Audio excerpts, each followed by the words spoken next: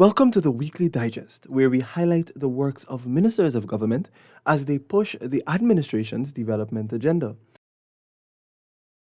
First Lady of Guyana Aria Ali paid a visit to the maternity ward of the Georgetown Public Hospital Corporation on Christmas morning to bring season's greetings, good wishes, and care packages to the mothers of Christmas babies in the maternal ward. The packages contained baby supplies and diapers. This is a season of caring and sharing, so we cannot forget our babies. We've been giving out a lot of hampers and we did a lot of toy distributions during the course of the season, so we're here this morning. Mothers who had given birth prior to Christmas Day received care packages as well. Ranks of the joint services were on Wednesday engaged by the Ministry of Housing and Water's Central Housing and Planning Authority about housing-related matters.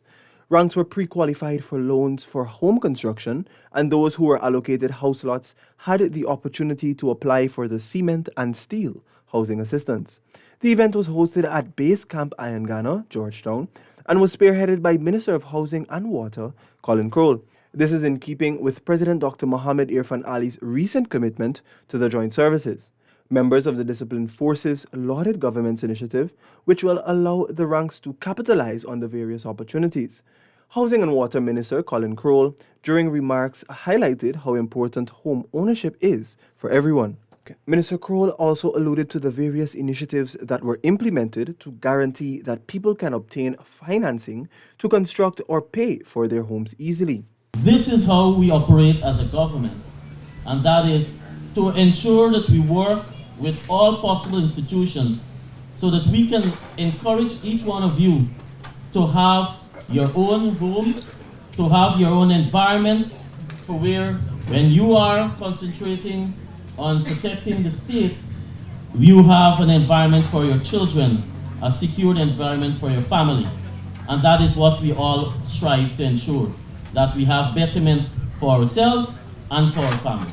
Additionally, the contract for the historic single-window system was on Wednesday signed by the Central Housing and Planning Authority, CH&PA, and Global Services, Inc., to the tune of some $202.9 million. The signing was done at the Ministry of Housing and Water's boardroom at Brickdam, Georgetown by CH&PA's Chief Executive Officer Sherwin Greaves and Global Services Contractor and Representative George Melville. Minister within the Housing and Water Ministry Susan Rodriguez outlined the cumbersome process that currently exists, reiterating the relief the single-window system will bring to entrepreneurs. This is truly a transformational project, initiative, solution for the ease of doing business in Guyana. Now, for many years, you've heard government speak about reducing bureaucracy, reducing the red tape, and making it easy for people to do business in Guyana. And this is a demonstration of that commitment. So this IT platform, followed by the legislation that will be passed and that will be made law, will allow for a single window for planning and building permits. There's a whole host of agencies that you have to go to basically track your application, and you have to do this in person. Each agency, you have to submit different application with different requirements. So this tremendously eases that process of doing business, where you will present your completed application at a single window. And that is what this IT solution will facilitate. Housing and Water Minister Colin Crowell noted that the system and its accompanying legislation fosters transparency and accountability at the administrative level. He stated that the government's transformational agenda encompasses not only physical aspects, but the development of systems and policies that help us to move forward as a country. The implementation of the single-window system forms part of the government's effort to create a business-friendly environment and reduce the hassle of doing business. It is expected to be online by early July 2023. A hybrid system will be employed in the initial stages, and the transition will gradually be made to a fully electronic system. Small and medium-sized loggers and sawmillers are set to benefit from improved access to finance with the establishment of the $900 million Forestry Revolving Fund. Through the Finance Ministry, the government and the Demerara Bank Limited on Thursday signed a memorandum of understanding for the establishment of the fund. The MOU fulfills a commitment made by President Dr. Mohamed Irfan Ali during an engagement with forestry stakeholders back in October and seeks to promote value-added production within the forestry sector. Senior Minister within the Office of the President with responsibility for finance, Dr. Ashni Singh, stated that the accumulated funds will be deployed for affordable lending to persons operating in the forestry sector. When I say affordable lending, an agreement has been reached with Demerara Bank that the interest rate to be charged for lending out of this fund will be capped at 4%. And that obviously represents a highly concessional rate.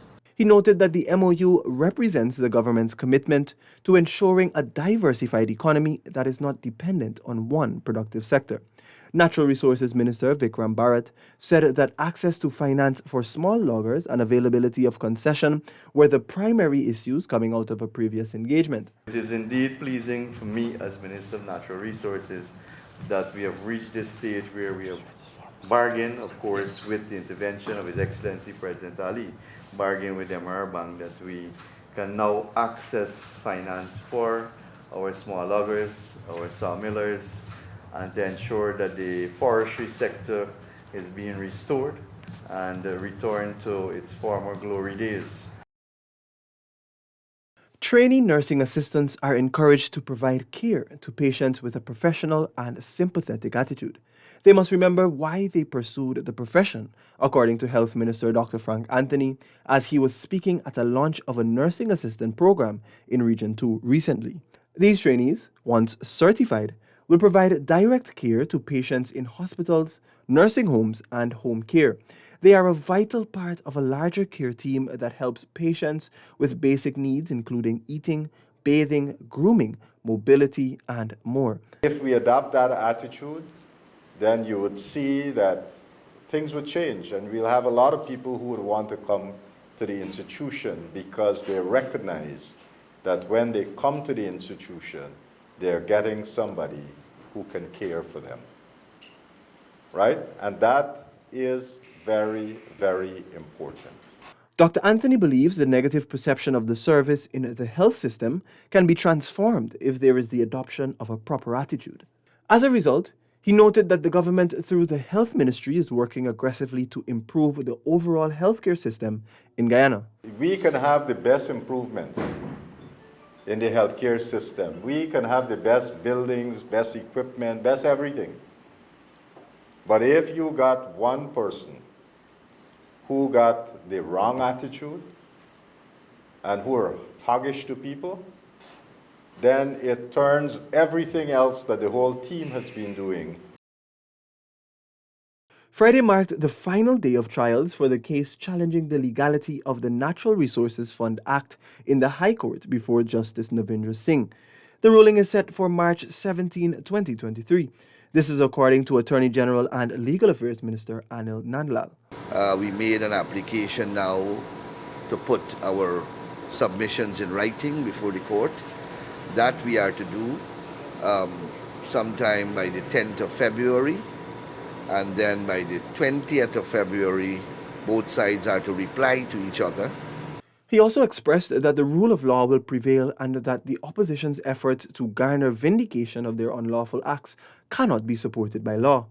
I have every confidence that justice will prevail and that the rule of law will win another battle, because this case should never have been filed in the first place. The law will never countenance a party taking advantage of his own wrongdoing. The law is not structured that way.